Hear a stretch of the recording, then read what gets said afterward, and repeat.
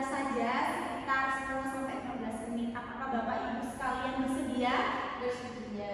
Baik, terima kasih Bapak Ibu sekalian. Nah, kalau boleh tahu apa sih tanah bergerak itu Bapak Ibu? Tanahnya mungkin bergerak. Iya, benar. Kita sudah ada ketentuan ya. Kita adalah tanah yang bergerak. Ya, benar sekali. Nah, tanah bergerak ini peristiwa alam di mana massa tanah atau batuan itu berpindah dari posisi semula.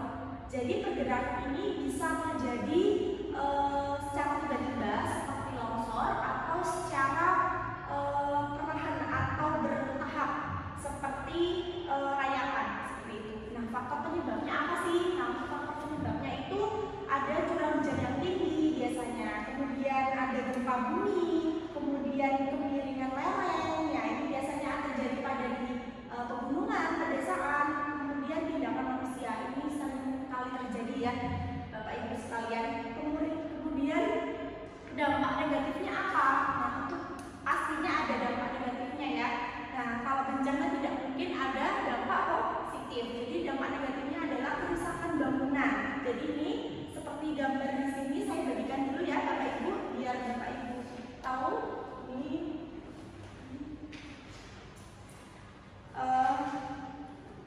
jadi dampak negatifnya adalah kerusakan bangunan. Nih ada infrastruktur atau bangunan.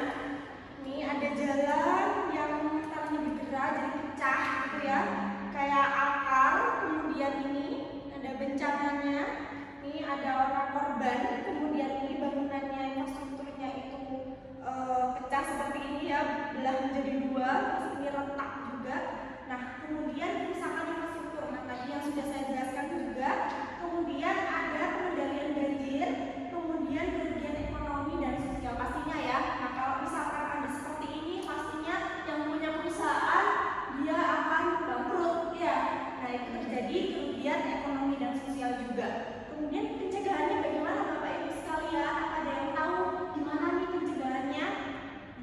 Nah, untuk pencegahannya itu adalah pemantauan kondisi geologi wilayah. Nah, dipantau ya. Jadi mungkin kan ada di BMKG biasanya kan tertera.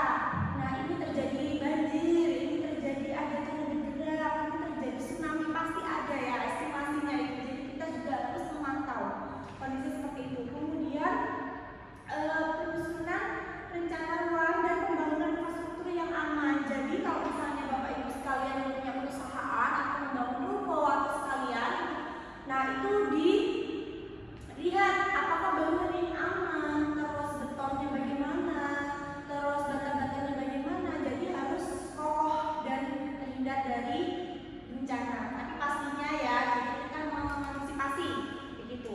Nah, kemudian adalah pendidikan dan sosialisasi. Nah, seperti ini pendidikan, jadi kita melakukan penyuluhan agar tidak terjadi ya, semoga saja. Jadi kita mengantisipasi terjadinya tanah bergerak. Nah, kemudian ada sosialisasi seperti ini. Kemudian adalah pengembangan teknologi mitigasi. Nah, jadi ada teknologi, kita harus memantau ya bagaimana kejadian ini, bagaimana kejadian ini. Jadi kita sudah siap sedia untuk terjadinya bencana. Jadi ada bekal lah ya. Ibu sekalian. Nah, untuk itu apakah ada yang ditanyakan Bapak Ibu? Cukup. Oke, kalau begitu saya yang bertanya ya Ibu ya. Nah, untuk faktor penyebabnya tanah bergerak itu apa ya Bapak Ibu? Mungkin ada yang tahu, di sini ada yang mau lanjut. Oke, baik. Dengan Ibu siapa ini? Ibu Nur. Ibu Nur, baik. Ibu Nur. Coba Ibu mungkin dijelaskan apa yang saya tadi sampaikan, faktor penyebabnya apa sih untuk tanah bergerak ini? curah hujan pasti. Oke, betul sekali. Terus apa lagi Bu? Gempa bumi mungkin. Iya benar, itu adalah kejadian yang secara spontan atau secara tiba-tiba ya. Terus kemiringan lereng. Iya, kemiringan lereng, betul sekali. Mungkin ada yang tahu nih Mbak ini dengan Ibu siapa ini? Oke, baik Ibu Putri. Mungkin dampak negatifnya apa Ibu? Untuk dampak negatifnya kerusakan rumah, bangunan. Ya, betul sekali, bagus Ibu. Terus apa lagi Bu? Kerusakan jalan. Ya, biasanya retak itu ya jalannya. Terus ada lagi Bu? Sudah. Oke, bagus